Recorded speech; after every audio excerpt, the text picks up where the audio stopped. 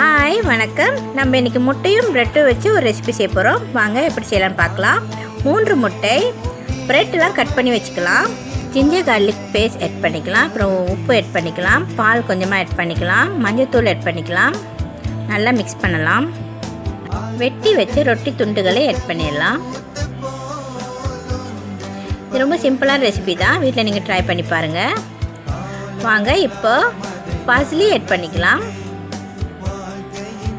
அடுத்து organo add பண்ணிக்கலாம். நல்லா மிக்ஸ் பண்ணி விட்டுடலாம். எண்ணெய் சூடு இருந்ததும் வெங்காயம் பட்டை மிளகாய் போட்டு நல்லா தாளிச்சிடலாம். தாளிச்சிட்டு நம்ம கலந்து வச்சுருக்க கலவையை ஆட் பண்ணிடலாம். ஆட் பண்ணி நல்லா கிளறி விடலாம். நல்லா உதிரியாக வர்ற வரைக்கும் நம்ம கிளறணும். நெருப்பு ரொம்ப ஹையாக வைக்காதீங்க, கொஞ்சம் அனல் குறைச்சி வைங்க, ஏன்னா முட்டை கருகிடும்.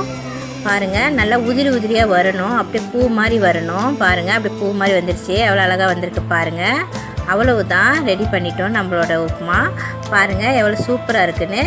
வாங்க டேஸ்ட் பண்ணலாம். வாவ், செம்ம டேஸ்ட்டாக இருக்குது. சாப்பிட்டு பாருங்கள். தேங்க்யூ ஃபார் வாட்சிங். பாய்.